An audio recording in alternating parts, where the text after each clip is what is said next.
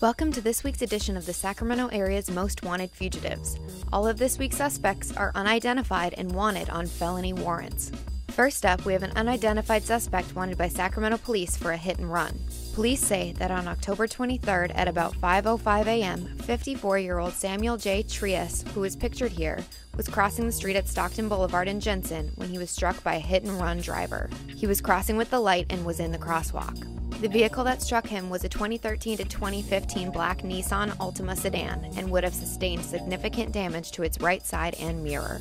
Police say Trias later died from his injuries on November 18th. He was a retired Sacramento Regional Transit operator and leaves behind a wife and 2 children. Next, we have 2 unidentified suspects wanted by Sac PD for robbery. Police say that on November 28th at about 5:32 p.m., Suspect 1 entered the AT&T store on Mack Road with a duffel bag and a screwdriver. He demanded to know where the new phones were kept and took 20 new iPhones and about $800 from the safe before he fled. Suspect 2 entered the store after Suspect 1 and kept watch during the robbery. Police estimate the total loss to be about $20,800. Suspect 1 is described as a black man in his 50s or 60s, about 5'10" to 6 feet tall with a thin build and graying black hair. He wore all black with the exception of a gray beanie and carried a long silver screwdriver and a navy blue duffel bag. Suspect 2 is described as a black man in his early 20s, about 5'5" and 120 pounds. He has medium-length dreads and wore a reddish-brown dog-ear type hat. And here's our last unidentified suspect. He's wanted by Sac PD for armed robbery.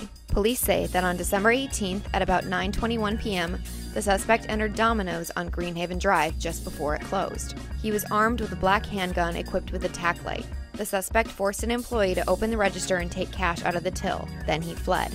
At 10:13 p.m. on the same night, the suspect waited outside the door of Little Caesars on Freeport Boulevard. When an employee went outside to take out the trash, the suspect pointed his gun at him and ordered him to open the till and the safe. Then he fled on foot. The suspect is described as a black man in his 20s, 6 foot tall with a thin build. He wore all black, including a black mask covering the lower half of his face. If you have any information about any of these people, please call 800-222-7463 or report online at crimealert.org.